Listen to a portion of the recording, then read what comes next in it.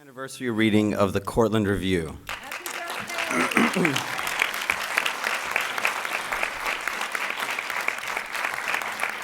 Thank you. It is our birthday. It's hard to believe that when we started this magazine 20 years later, we would be here at AWP in front of all of you, still going and still celebrating. 20 years.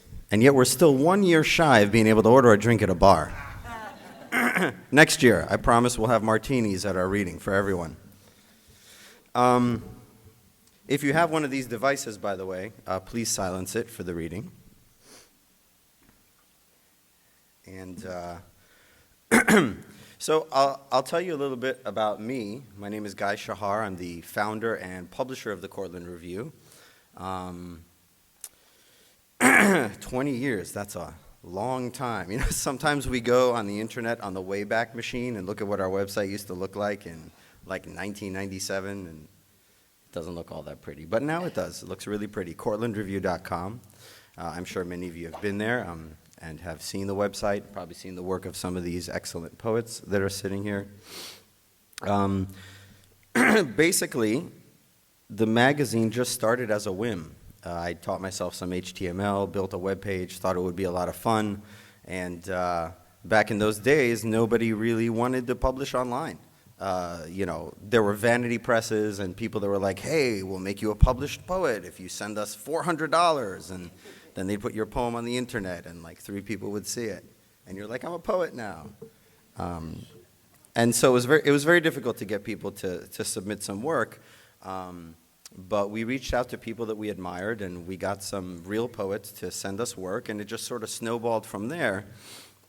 And then we became the first magazine to feature the audio of the poets speaking in their own voice along with the text, which was really a cool feature, which I guess started because I had gotten a sound engineering degree, and I was doing some work with the Academy of American Poets, because they had these old cassettes with poets reading at great halls, and they needed to convert them into digital for the internet and for CDs and whatever they were going from analog to digital, and I was helping them with that. So I was doing some volunteer work, and I'm listening to like all these great poets read in their own voice, and you know, you can hear the tone, the voice, the intonation, sometimes the accent. Charles Simic always had a very heavy accent when he spoke. And I felt like that adds so much to the enjoyment of the material, is to hear the author actually speak it in their own voice. So I started running around New York City with my sound equipment, recording poets that were in our magazine. And then we would tell poets, you know, if you're far away, why don't you record yourself on cassette and send it in, and then we'll digitize it. And before you know it, you know, we started to have a lot more people recording their stuff on audio. These days, if I have a poet that contacts me and says, hey, you know, I don't know how to make a recording, I'm like, well, you teach at a university, right? Couldn't you just get one of the kids to grab you on their iPhone and send that in? Because that'll work too, because right now it's, you know, technology is just so pervasive in that sense. So that was basically how audio was birthed. And you can actually go back if you want to. I think the oldest issue is issue 3. Which was in 1997, I'm guessing, a long time ago. But you can go back to issue 3 on our website. All of the issues are still there. It's like a living back issue catalog. You can go to our archive and listen to poets that recorded stuff 20 years ago. Yeah, that's true.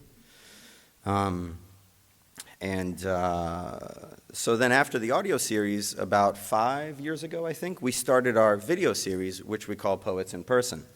So if you go to our website, I think we have about 8 episodes of 10? We have 10? We have about 10 episodes of Poets in Person up there, which are short video vignettes where we go and spend a day with a poet and get to know them and really help people get a different perspective into who they are and how they live their lives. And it's been a very successful series for us. So you'll be able to see that. We have folks like Philip Levine, Stephen Dunn, you can go and spend the day with all of them on our Poets in Person series. So, and actually this reading is being taped so that we can show this online as well.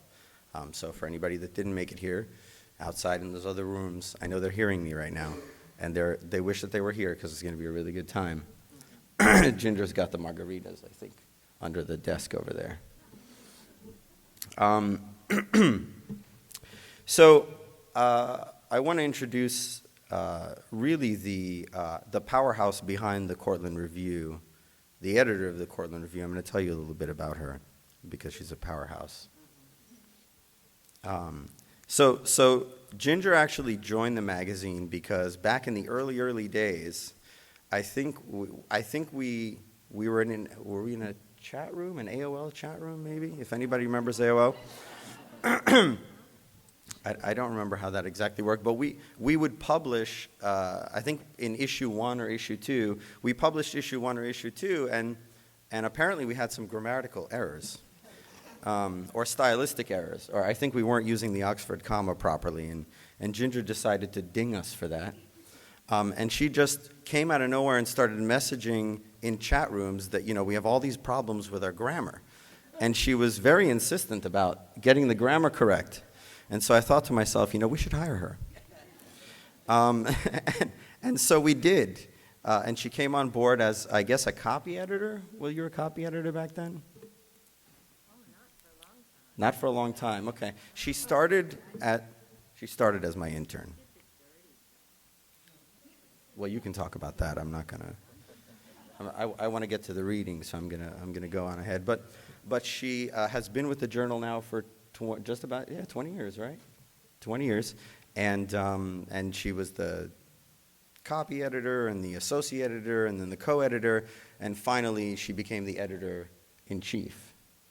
She refers to herself as the editor, and I remember I would go onto our website on the masthead and change my name from editor-in-chief to publisher and make her the editor-in-chief, and then I'd go there the next day and she changed it back. But Ginger, you are the editor-in-chief and the heart and soul of this magazine. So with all congratulations and no further ado, come on up here.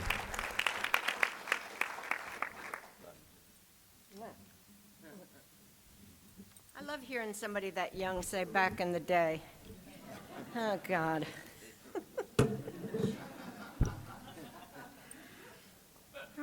You have to be a little crazy with love to do something for nothing.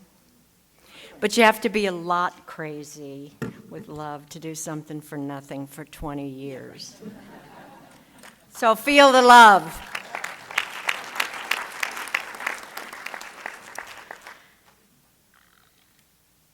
I'm not going to waste time telling you things about these wonderful people that you can read in the program, but I want you to indulge me to say just a couple of things. First of all, I'd like to express to laure-anne and to all of Belgium how sorry we all feel for the tragic events there. Laure-anne grew up in Brussels. It's her home, her origin, and I know that she has suffered that terrible loss of her country and her friends. So we feel that for her. Let me tell you about laure-anne Bosselar. Her poems take her readers between cruelties that know no limits and the unlimited boundaries of grace. There's abandonment and betrayal, grief and hunger, reverence and irreverence, love and mislove, and wishings and cravings, and the ugly and the beautiful, all inside a heart so big and so honest that forgiveness bursts out on every page. We love the heart in the woman and in her poems, but especially we love that inextinguishable spirit. Faces, she says, on a train are naked with braveness. Prepare yourself for some nakedly brave Bosselar poems. Yusef Kamenyaka grew up in Bogalusa, Louisiana. Did I say that right? With all that southern son of a carpenter. He says that The Bible, which he read all the way through twice as a child because it was the only book in the house, was his first introduction to poetry.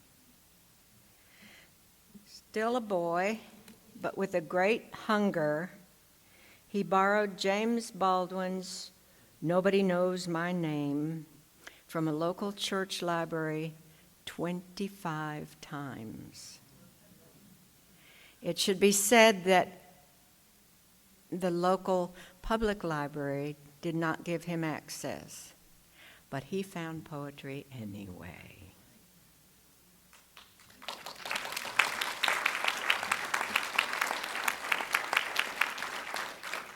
He joined the Army in 1969. It was the Vietnam War. And he emerged from that writing fiercely autobiographical poems, saying things, the culture, the truths about the culture that nobody else talked about. How can love heal, he writes, the mouth shut this way? And for unshutting the mouth, the Bronze Star, the William Faulkner Prize, the Thomas Forcadic Award, the San Francisco Poetry Prize, the Haynes Poetry Prize, the Louisiana Writer Award, the 2011 Wallace Stevens Award, the Ruth Lilly Poetry Prize, the Kingsley Tufts Poetry Award, and the Pulitzer Prize, and all the ones I left out. You're going to hear some naked braveness in this man's poems, too.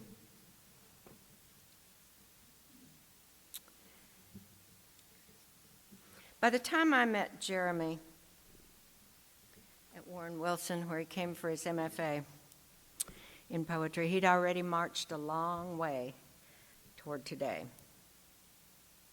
He'd already refused as a toddler to leave daycare because they had a toy piano. I don't know how you know this. I know a lot. He'd already spent several of his next years being trained on the classics on his own piano. He'd already taken his eye off the piano and taught himself the guitar, played rock as a teenager, negotiated his way out of going for a traditional college degree by agreeing with his parents to get a bachelor's in classical guitar. I'm right so far? Yeah. He'd already spent a year in Spain studying flamenco, decided he didn't want to be a classical guitarist at all, decided he'd make his own music, daring and brave, songs that bear the truth of an individual. Now, there's a common thread here. Great poets. So let's enjoy what each of them has put into a lifetime to get to this table today. And in this order, Laure-Anne Baslar, Yusef Kumanyaka, and Jeremy Bass. Please keep your seats at the end so I can thank some people. Thank you. Okay, I lost my jewelry. Sorry, I lost my jewelry. Oh, yeah, jewelry.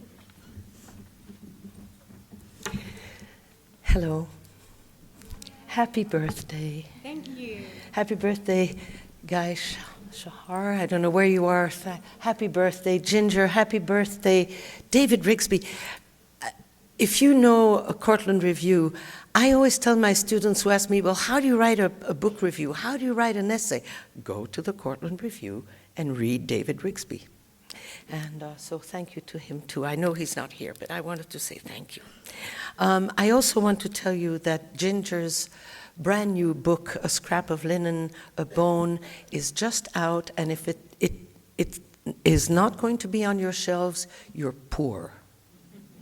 You should buy that book.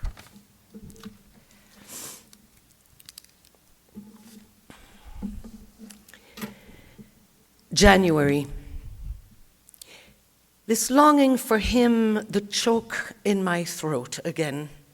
Enough, enough. So I throw a coat over my shoulders, close the door behind me quietly, as if afraid to wake another ache. Almost dawn. It'll seep into the sky behind the palms.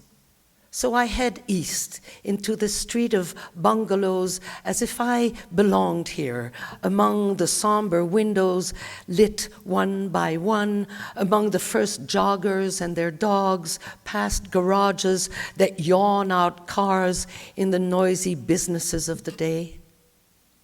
This longing again for him who last June did not wait for light, turned his face away from the window and quietly entered silence.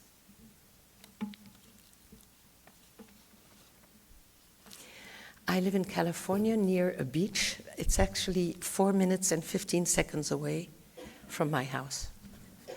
And I walk there a lot, and I dispersed my husband's ashes there. Arroyo Burro Beach. The tide dies a while, then starts its way up again and up again. Fog rolls in, dense and sudden. Behind me, there's a rock halfway to the end of the bay, hunched, split in two, black and blue with muscles. That's where I turn around now and walk back each day. A restlessness swells inside the tides there, and it's there each time just before I can look away. And then everything drowns into itself again. I no longer pick up shells. I let them be. Waves rake them back, then place them at my feet again anyway. Small skeletons, empty of life after all, but pretty. Look at me, riding circles around what I must face. The man I love is dead. And the ashes he asked I lose to these tides are still in our room, somewhere in a red box he gave me for some birthday in New York. His dust. I'll keep it a while longer, keep it as one keeps something for oneself, and won't today at least lose more of him to this ocean. All kindness and concern. So, how are you? My friends ask, all kindness and concern, heads cocked, eyes locked in mine. And just like that, I'm his again. His wife, his widow, the one whose name was hyphenated to his. And I'm oddly happy to talk about myself, coupled to him again, finally, and say I'm okay, I'm better, I'm fine, but won't say his name out loud because I know it would throw a shadow over the conversation, all kindness and concern, and over him also, who no longer has a shadow.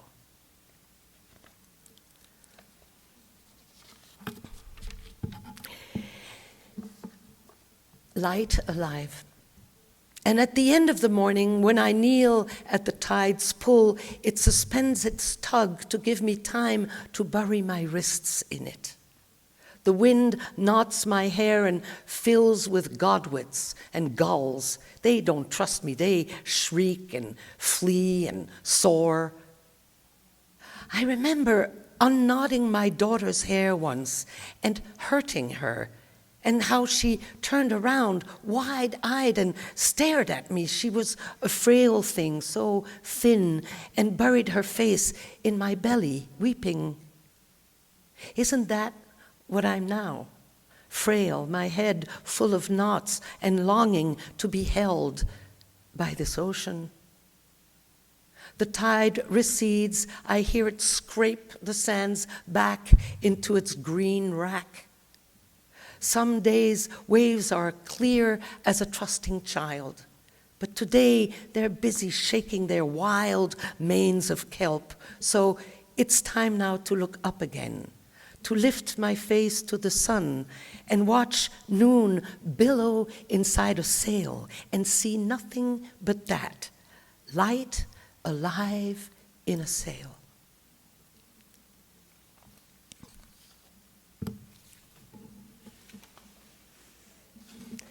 I have forgotten his weight, that man whose weight I knew by heart, by body, by bones.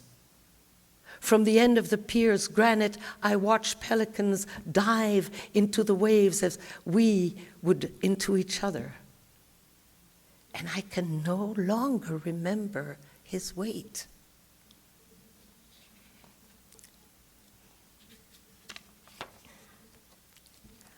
Room in Belgium. Dust covers the windows, but dust covers the window, but light slips through. It always does, through dust or cracks or under doors. Every day at dusk, the sun, through branches, hits a river's bend and sends silver slivers against the wall. No one's here to see this. No one. But it dances there anyway, that light. And when the wind weaves waves into the water, it's as if lit syllables quivered on the bricks. Then the sun sinks, swallowed by the dark. And in that dark, more dust settles, sighs over everything. And there's no silence there. Something always stirs, not far away, small rags of noise. Rilke said that most people will know only a small part, a small corner of their room. I read this long ago, and I still don't understand what he meant by that word, only. I think of you, love. Search for you in each room that breathes between me and dusk, me and dust. Love, torn corner from this life.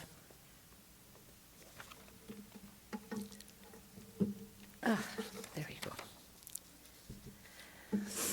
Rooms remembered. I needed for months after he died to remember our rooms. Some lit by the trivial, others ample with an obscurity that comforted us. It hid our own darkness. So for months, duteous, I remembered. Rooms where friends lingered, rooms with our beds, with our books, rooms with curtains I sewed from bright cotton. I remembered tables of laughter, too, a chipped bowl in early light, black branches by a window bowing toward night, and those rooms, too, in which we came together to be away from all, and even sometimes from ourselves. I remember that, too. But tonight, as I lean into the doorway to his room and stare at dusk settled there, what I remember best is how, to throw my arms around his neck, I needed to stand on the tip of my toes. And now, I'm on a happier tone. One more, but it's a happy one. Thank you for listening. You listened so well, I could feel it. In French, I was going to say everything has a sex. I didn't mean that. In French, everything has a gender. It's either feminine or masculine. And the moon is feminine. It's la lune. La lune is feminine. Light wilts, the sun plucked out of dusk by the moon. And she is all off-kiltered, veiled and sad again today. Yet, how all of Antwerp glowed with the moon when I was 17. I was free, I had a lover, he lived hours away, we wrote to each other every day, and he had never loved as he loved me. And I believed him. He discovered le soleil et la lune, he said, because he found them in my voice. La nuit, ta voix se mêle au clair de lune, au calme clair de lune, triste et beau. And I believed him. And he believed it too. He had stolen those lines from Verlaine. I know that now, but who cares? For months in Flanders, moonlit streets, cafes, and motel sheets, I was le soleil, and I was la lune. You know what happened. It could be the story of your first love, too. It didn't last. He left for the army overseas, and I for the mold and dust of libraries. But here's the point. Let me tell you again. I was 17, and for months in Flanders' moonlit streets, cafes, and motel sheets, I was le soleil, and I was la lune.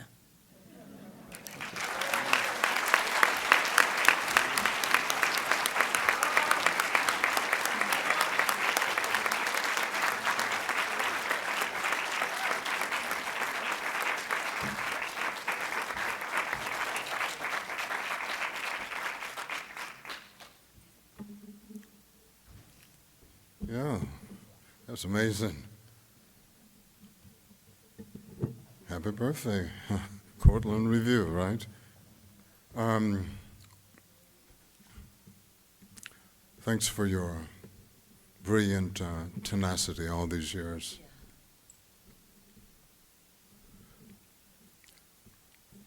Requiem.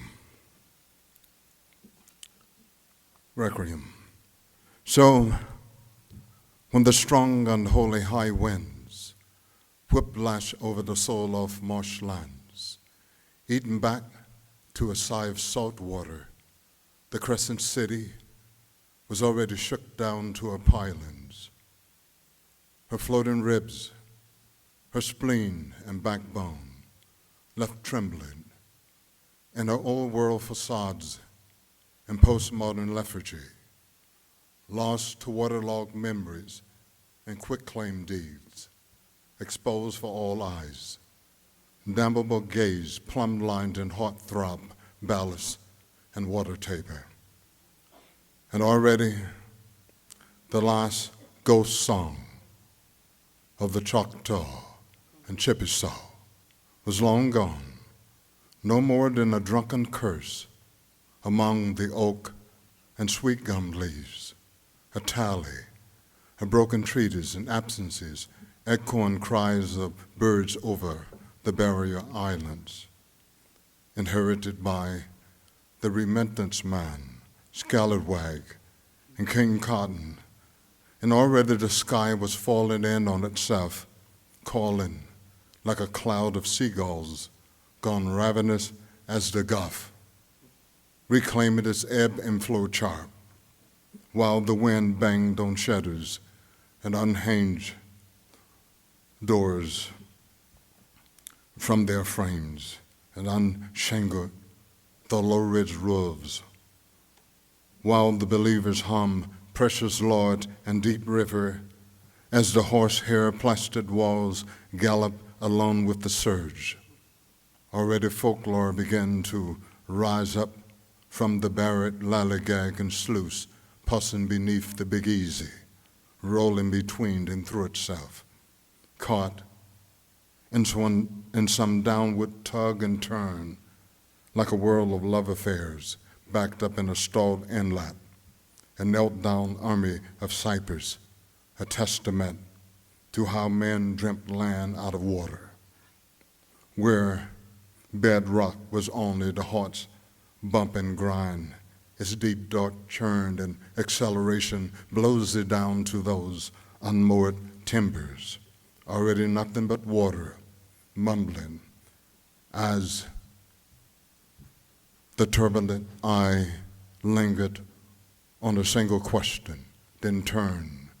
The gauzy genitalia of Bacchus and Zulu left dangling from magnolias and rain trees already.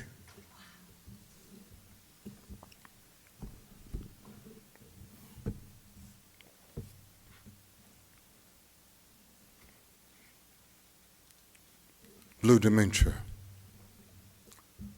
In the days when a man could hold a swarm of words inside his belly, nestled against his spleen singing, In the days when night riders tongue to read till blues and sorrows song call out of the deep night. Another man done gone, another man done gone. In the days when one could lose oneself all up inside love that way and then moaned on the bone till the gods cried out in someone's sleep. Today, already, I've seen 3 dark-skinned men discussing the weather with demons and angels, gazing up at the clouds and squinting down into iron grates along the fast streaks of luminous encounters. I double-check my reflection in plate glass and wonder, am I passing another Lucky Thomason, a Marion Brown cornered by a blue dementia, another dark-skinned man who woke up dreaming one morning and then walked out of himself dreaming? Did this one dare to step on a crack in a sidewalk, to turn a midnight corner and never come back whole? Or did he try to stare down a look that shoved the blade into his heart? I mean, I know something about night riders and catgut. Yeah, honey, I know something about talking with ghosts.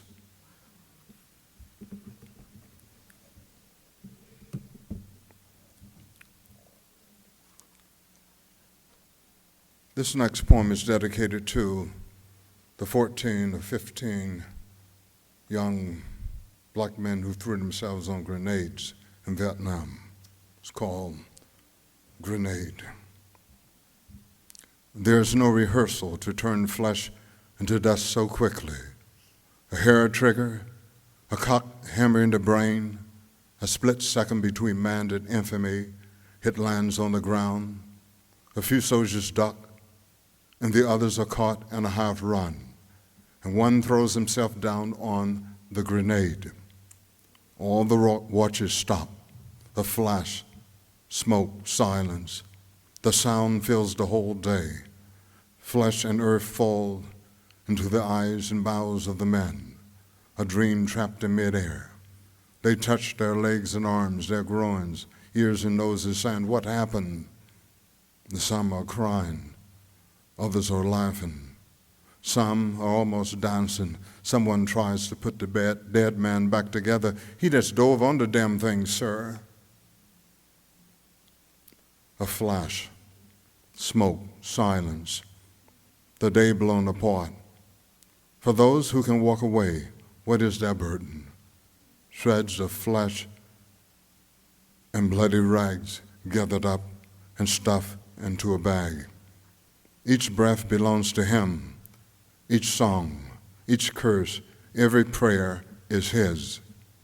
Your body doesn't belong to your mind and soul. Who are you? Do you remember the man left in the jungles? The others who owe their lives to this phantom, do they feel like you? Would his loved ones remember him if that little part of stature erected in his name then exists? And does it enlarge their lives? You wish he had lied down in that closed coffin and not wander the streets or enter your bedroom at midnight. The woman you love, she'd never understand. Who would? You remember what he used to say. If you give a kite too much strain, it'll break free. That unselfish certainty. But you can't remember when you began to live his unspoken dreams.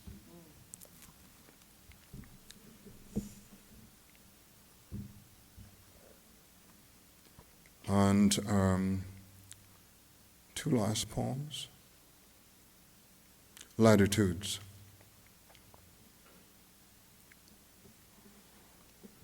Well, actually, I'm going to make that one last poem. Okay. Okay. Latitudes. If I am not Ulysses, I am his dear Rufus half brother. Strap me to the mast so I may endure night sirens, singing my birth when water broke into 1,000 blossoms in a landlocked town of the South. Before my name was heard in the womb-shaped world of deep, soundrous waters, storms ran my ship to the brink, and I wasn't myself in a kingdom of unnamed animals and totem trees, but never wished to unsay my vows. From the salt-crusted timbers, I could only raise a battering ram or cross where I learned God is rhythm and spurs.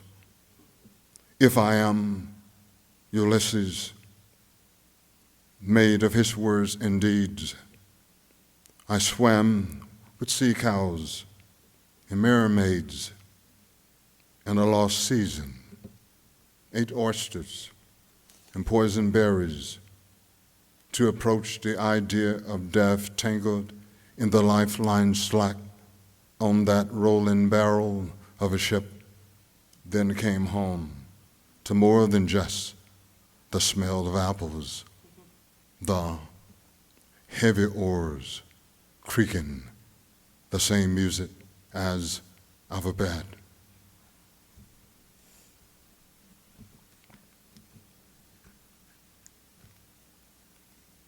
Okay.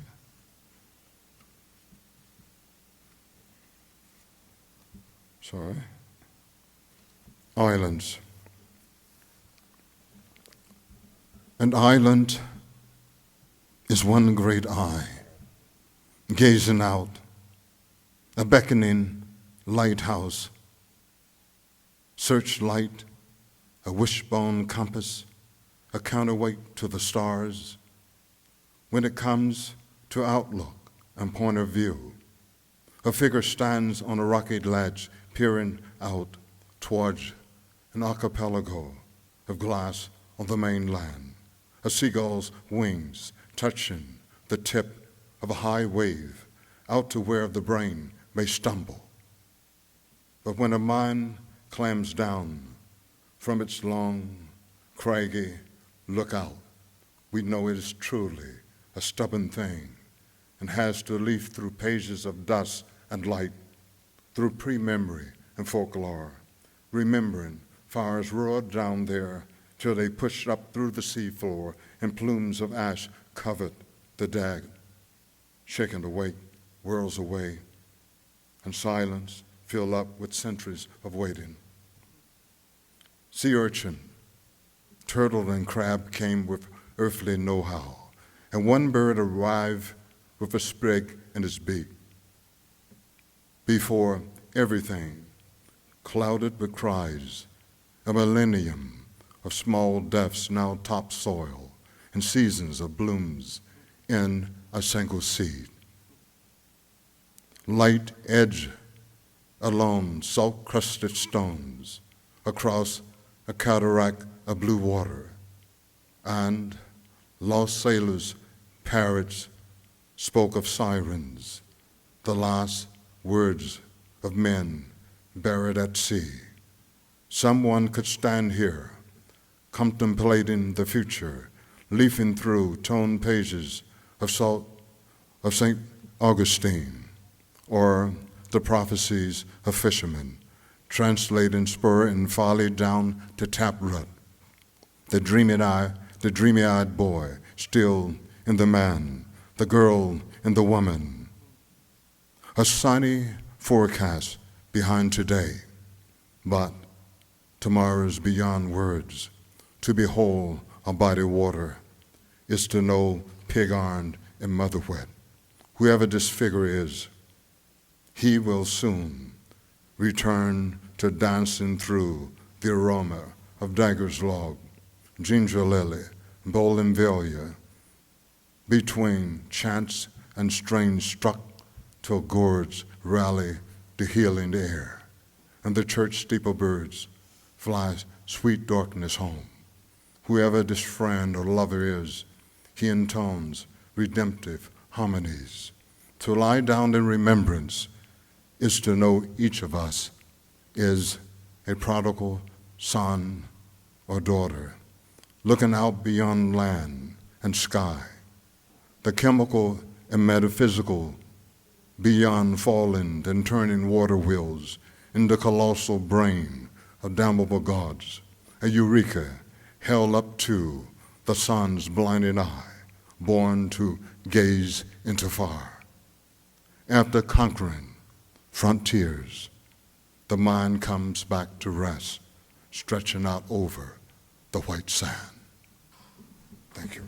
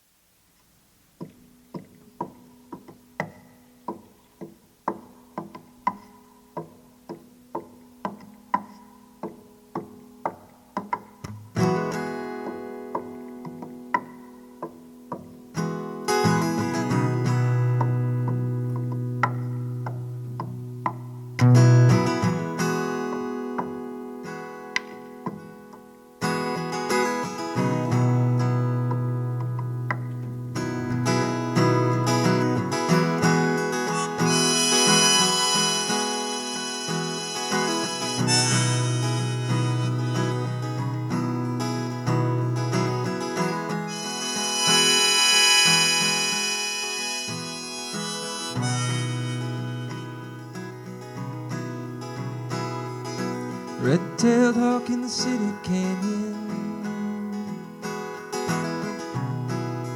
Why so far from home? Red-tailed hawk in the city canyon. Won't you take me with you when you go where you go?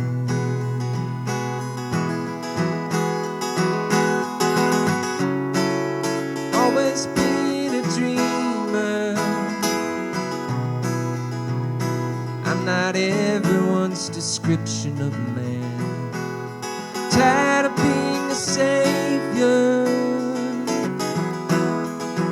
I'm trying to be my own depiction of a man. It's a red-tailed hawk in the city canyon, floating on a city breeze. Red-tailed hawk in the city canyon. Won't you take me with you when you leave, white-winged and free?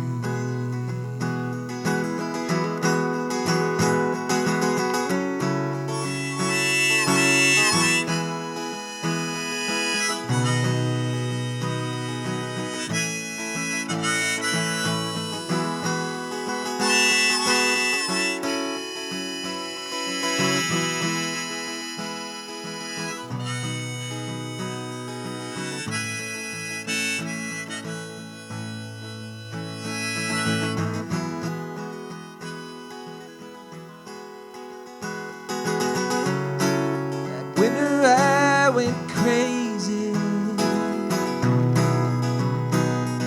Frost and ice shivered the ground. Thought that it would claim me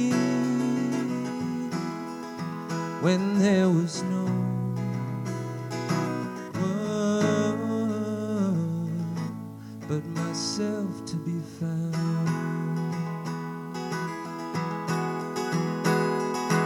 Red-tailed hawk in the city canyon, floating on a city breeze. Red-tailed hawk in the city canyon. Won't you teach me what it means to be white-winged and free?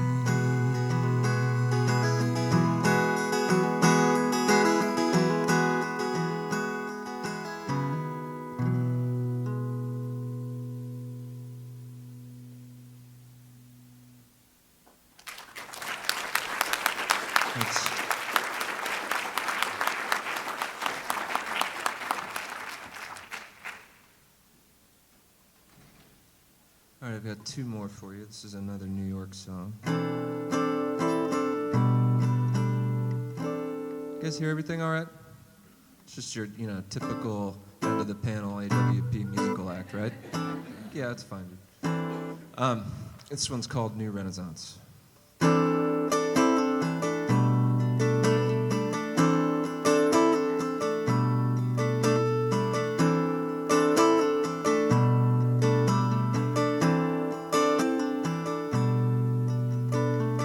I walk down the street, neath the street lamps and the leaves just beginning to turn.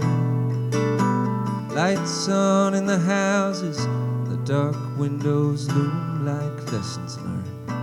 There's an old man on the corner sitting on his stoop smoking a cigarette or three, gazing into the night at a different picture of how things used to be. Used to be.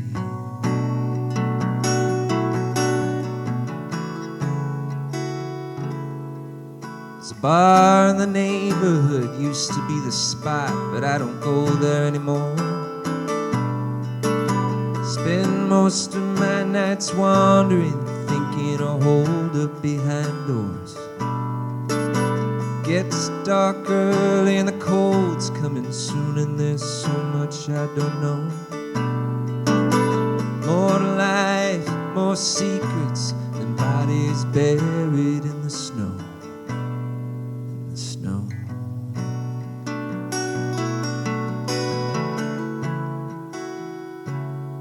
But it's the new Renaissance. New Renaissance. It's the new Renaissance. New.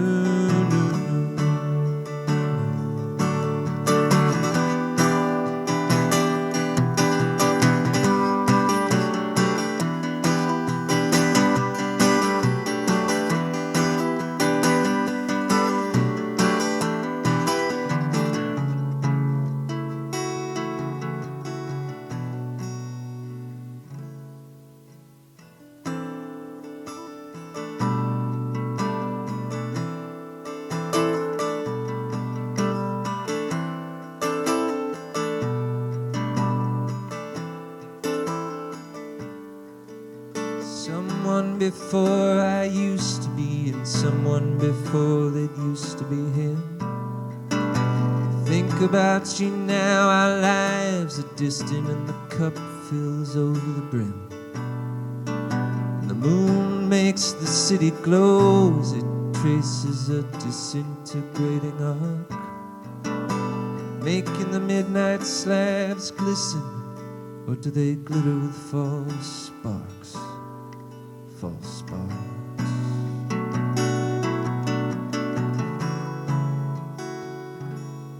But it's a new Renaissance.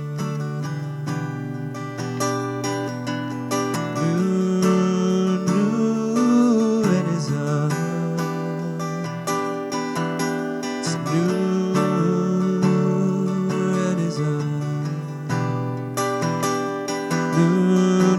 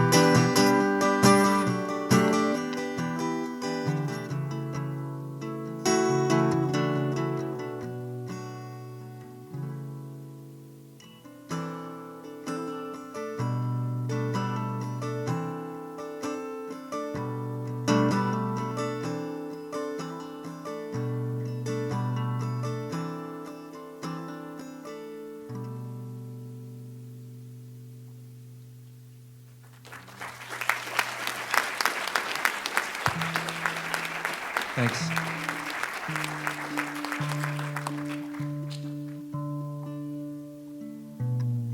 This is everyone's favorite part, the tuning part.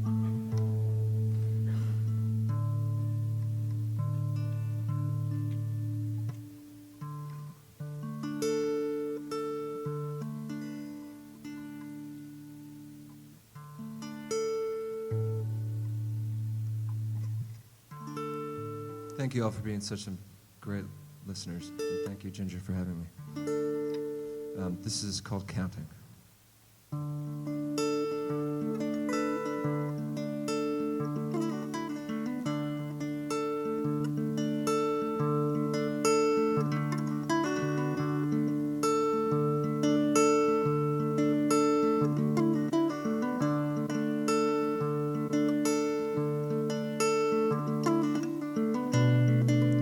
How many stars in the night sky? How many moons? How many reasons make room? How many tears in the ocean? How many lives? How many seasons, each disguise? For you see, it's just dust on the loom. Planets turn and the dawn, it's coming soon. Coming soon.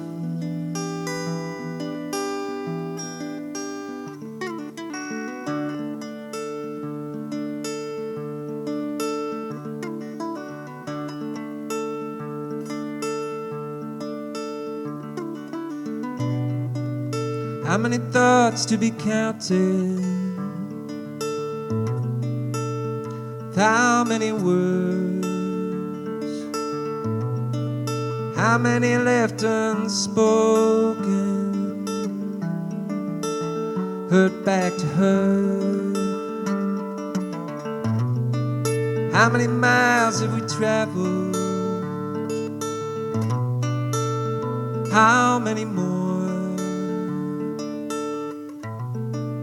How many promises broken, strewn across the floor?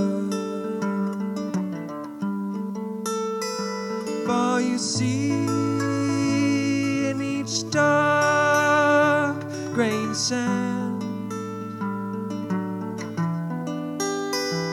empty space formed by no human hand, no human hand.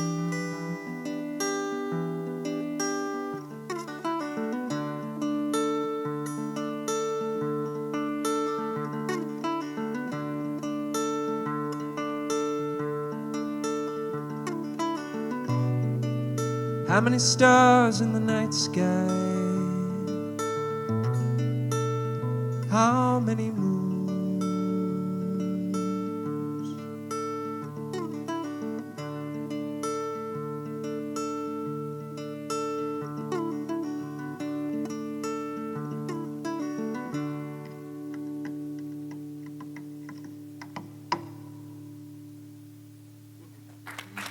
Thank you. That was the thing about Warren Wilson is if you, you went to class all day and if you got your green sheets done, you got on the back porch. I remember that. And that's what you got on the back porch. You guys noticed that we had filmmakers in the room, and they're going to be standing outside against the other, somewhere out there with a handheld mic for you to come out. You're the best friends we got. For you to come out and give us your birthday wishes for 20 years. Tell us why you love us. You do love us. And we're going to make that part of our April feature.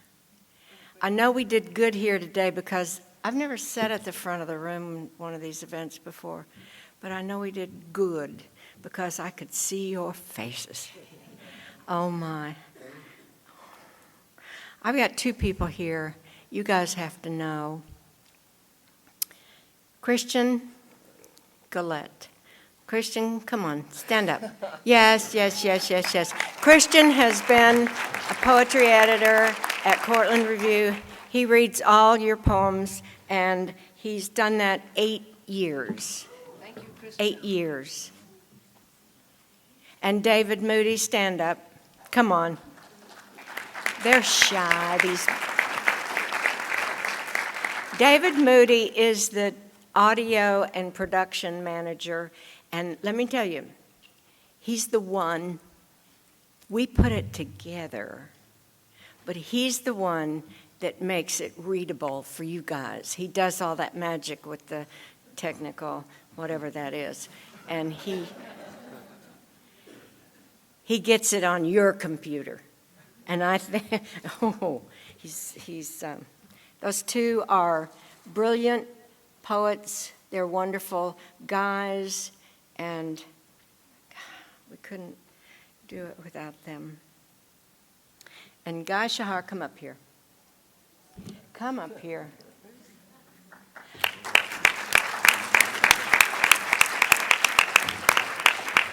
For the vision and the ingenuity and the incredible act of deciding as an undergraduate, 19, that somebody ought to publish poetry in audio and do it.